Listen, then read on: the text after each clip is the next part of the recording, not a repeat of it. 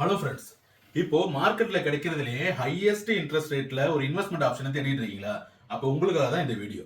நீங்க உங்க எஸ்பி அக்கௌண்ட்ல வச்சிருக்கிற அமௌண்ட்டை இன்வெஸ்ட் பண்ணணும்னாலும் சரி, இல்ல பேங்க் எஃப்டியோட இன்ட்ரெஸ்ட் ரேட் குறைஞ்சிக்கிட்டே வருது, அதை மாத்தணும்னு நீங்க நினைச்சாலும் சரி, உங்களுக்கு இருக்கிற பெஸ்ட் ஆப்ஷன் எல்ஐசி தான். எல்ஐசில இருக்கிற அந்த பெஸ்ட் ஆப்ஷன் ஜீவன் சந்தி பென்ஷன் பிளான் தான்.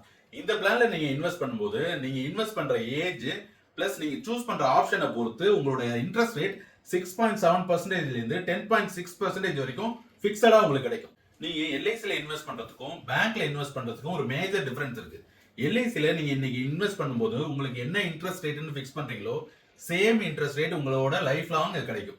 வேறஸ் நீங்க பேங்க்ல இன்வெஸ்ட் பண்ணீங்கன்னா அதே இன்ட்ரெஸ்ட் ரேட் கண்டினியூ ஆகாது, இயர் ஆஃப்டர் இயர் அது குறைஞ்சிக்கிட்டே வரும். அதனால எப்போதுமே பேங்க்ல இன்வெஸ்ட் பண்றதை விட எல்ஐசில இன்வெஸ்ட் பண்றது ஒரு சேஃபான இன்வெஸ்ட்மெண்ட்.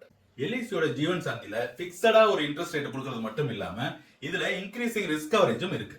இதுல இன்னொரு முக்கியமான ஃபீச்சர் என்னன்னா, ஃபேமிலி மெம்பர்ஸ் யாராவது 30 வயசுக்கு மேல இருந்தாங்கன்னா அவங்க கூட ஜாயின் பண்ணி ஜாயின் லைஃபாவே எடுத்துக்க முடியும்.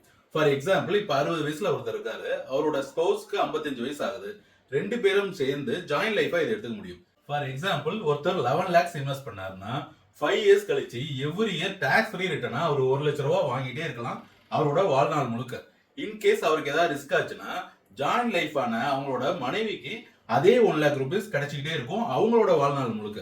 சப்போஸ் அவங்களுக்கும் ரிஸ்க் ஆயிடுச்சுன்னா அவங்களோட நாமினிக்கு அவங்க இன்வெஸ்ட் பண்ண 11 lakhs plus increasing risk coverage 5% 55,000 ரெண்டையும் சேர்த்து 11 lakhs 55,000 அவரோட நாமினிக்கு நம்ம கொடுத்துருவோம். இந்த பாலிசியை எடுக்கிற டேட்ல கஸ்டமருக்கு நம்ம எந்த அமௌண்ட்டை ப்ராமிஸ் பண்றோமோ அந்த அமௌண்ட்ல இருந்து 1 ரூபா கூட டிஃபரன்ஸ் இல்லாம அந்த அமௌண்ட்டை எந்த ஒரு டிடிஎஸும் பிடிக்காம, அதாவது வர இன்கம்க்கு டாக்ஸ் பிடிக்காம அந்த அமௌண்ட்டை டைரக்டா அவங்க அக்கௌண்ட்டுக்கு நம்ம கிரெடிட் பண்ணிடுவோம். இந்த எக்ஸாம்பிள்ல அவர் 5 இயர்ஸ் வெயிட் பண்ணாங்கன்னா அவர் கிடைக்கக்கூடிய இன்ட்ரெஸ்ட் ரேட் 9.23%. இதே 4 இயர்ஸ் வெயிட் பண்ணாங்கன்னா அவங்களுக்கு 8.8% இன்ட்ரெஸ்ட் ரேட் கிடைக்கும். 3 இயர்ஸ் வெயிட் பண்ணாங்கன்னா 8.2% கிடைக்கும். 2 இயர்ஸ் மட்டும் தான் வெயிட் பண்றாங்கன்னா அவங்களுக்கு 7.5% கிடைக்கும். வெறும் 1 இயர் தான் வெயிட் பண்றாருன்னா அவங்களுக்கு 7% இன்ட்ரெஸ்ட் ரேட் கிடைக்கும். அது கேரண்டீடா எந்த ஒரு ஃபிளக்சுவேஷனும் இல்லாம கிடைக்கும்.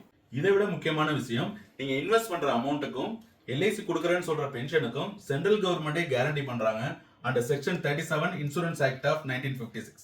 யங்கர் ஏஜ்ல பென்ஷனுங்கிறது தேவையில்லாத விஷயம் மாதிரி தான் தோணும்.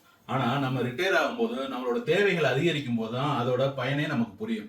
ஆனா அது வரைக்கும் வெயிட் பண்ண முடியாது இல்லையா? ப்ராப்பரா பிளான் பண்ண வேண்டியது ரொம்ப அவசியம். உங்களுக்கு இந்த பிளானை எடுக்கணும்னாலோ ஃபர்தரா டீடைல்ஸ் தேவைப்பட்டாலோ உடனே இந்த நம்பர் கால் பண்ணுங்க. என் டீம்ல இருந்து உங்களை கான்டாக்ட் பண்ணி உங்க டவுட்ஸ் எல்லாத்தையும் கிளியர் பண்ணி உங்களுக்கு இந்த பாலிசியை கம்ப்ளீட் பண்ணி கொடுப்பாங்க. தேங்க்யூ.